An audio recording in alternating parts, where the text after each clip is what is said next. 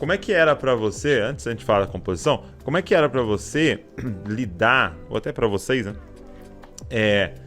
Lidar com a proporção que ganhou. Porque assim, o Oficina G3 e tal, é um das bandas que, cara, tiveram uma projeção nacional, né? Tipo, fora da igreja se conhecia o Oficina G3, né?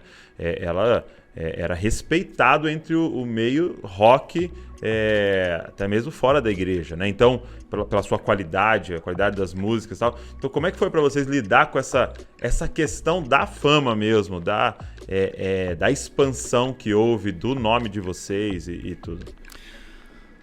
Douglas, assim, a gente nunca se preocupou com isso, cara. De verdade. Enquanto eu estive na banda, não posso falar depois. Sim. Mas pelo que eu vejo do Juninho e tudo, a gente é muito amigo, né? Eu e o Juninho, a gente é muito próximo mesmo. Do G3 ali, que eu sou mais próximo até hoje. E assim, a gente nunca pensou em fazer sucesso, cara. Eu sempre quis viver de música. Desde que eu me entendo. Quando eu falei, eu ouvi os Beatles a primeira vez, eu falei assim, cara, eu quero fazer isso. Aí. Parei e fui jogar futebol. Me dei bem. Até poderia ter continuado, teria sucesso, porque, modéstia à parte, eu jogava bem futebol. Mas parei, aquela coisa que eu já contei. Quando eu comecei com a música, eu só queria fazer música. Eu queria viver dela, mas pra mim o viver dela não era ser rico, milionário ou pobre. Era poder tocar. Eu não tinha essa visão. Cantar. Eu queria tocar e queria encontrar alguém, que no caso seria minha esposa, que entendesse o meu propósito, entendesse o meu chamado, e é óbvio, já na igreja, né?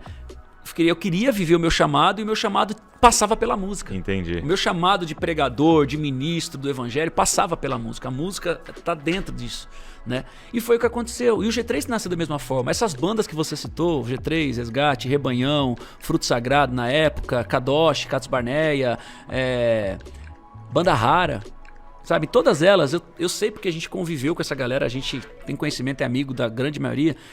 Nasceu com o propósito de fazer o que ama e automaticamente usar isso que ama como um meio de evangelismo. Então a gente compunha, porque eu te falei, eu sempre compus, e dentro do G3, até aquela época onde eu estive, a gente sempre fazia música de acordo com aquilo que a gente vivia. A gente não se preocupava com o mercado, a gente não se deixava levar pelo mercado. Então não tinha uma pressão por trás de ter que dar certo, de gravadora. Em um determinado tempo teve uma pressão, não de pressão, mas quando a gente foi para MK, por exemplo, e a gente lançou o Tempo, a gente sabia que tinha dado uma guinada no Oficina G3. Existia uma nova história, porque a Gospel Records foi uma gravadora que desbravou, talvez a maior que tenha desbravado esse tipo de som, que levou essa multiforme graça de Deus. Ela tinha rap também, né? Tinha tudo. E tudo, né? A gente tinha lá o Didi Alpiste que estourou, tinha verdade. o Resgate, o Frutos, bandas que não eram nem de São Paulo, mas que estavam lá. Tinha rap, tinha o FO, né?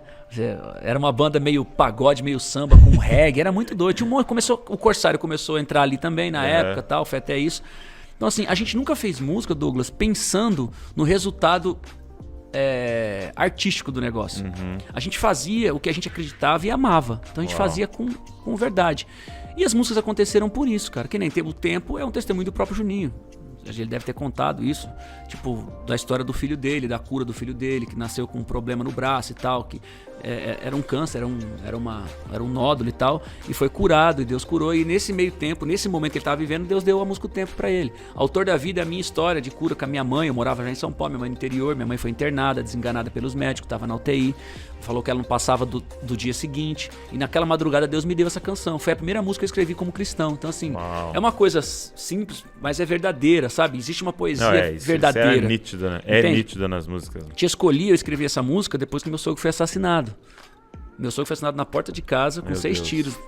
Na porta de casa de manhã, e 3 dias depois eu tinha um show pra fazer em Natal, no Rio Grande do Norte. A banda, eu enterrei meu sogro na quarta, na quinta a banda viajou e eu fui na sexta. Cheguei lá no hotel e escrevi a música Te Escolhi. Entendeu? Então, ela surgiu de uma história, de coisas assim... Meu Deus, então de lugares de dor mesmo. Sim, momentos de dor e momentos de alegria, de comunhão que a gente vive, de todas as outras histórias que eu poderia contar pra você aqui. Então, assim, a gente não tinha isso de compor pra fazer o sucesso. Óbvio que a gente se preocupava em ter um padrão, né? E que a gente se preocupa assim, vamos fazer alguma coisa... que agrade as pessoas, mas, por exemplo, a gente não sentava aqui e ficava assim, qual vai ser o próximo hit da banda? Nunca passou isso. Depois mesmo? que você estava pronto, a gente falava assim, Essa música aqui. Aqui, Tanto que quando a gente fez o Tempo, até então, o hit era Sempre Mais. O Tempo não existia. O Tempo foi a última música que entrou no CD. Ela não existia. E tanto que depois ela virou o nome do CD. A princípio, o nome do CD ia ser Ele Vive, porque tem a música Ele Vive, vários nomes.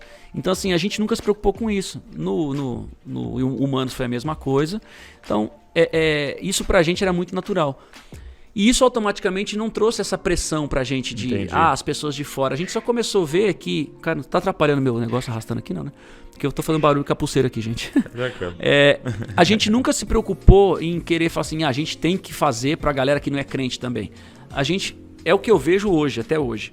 Eu não preciso mudar o meu jeito de cantar ou as letras que eu canto pra poder entrar em alguns lugares. Porque quem tem que entrar é a palavra de Deus. Ok. Então se eu entro lá de forma que a palavra de Deus fique dúbia, a verdade não está prevalecendo. Eu preciso que a pessoa que me ouça, ela entenda quem é Jesus. Eu não preciso falar, tipo assim, os anjos estão voando. Eu entendo tudo isso. Tem gente que critica, mas...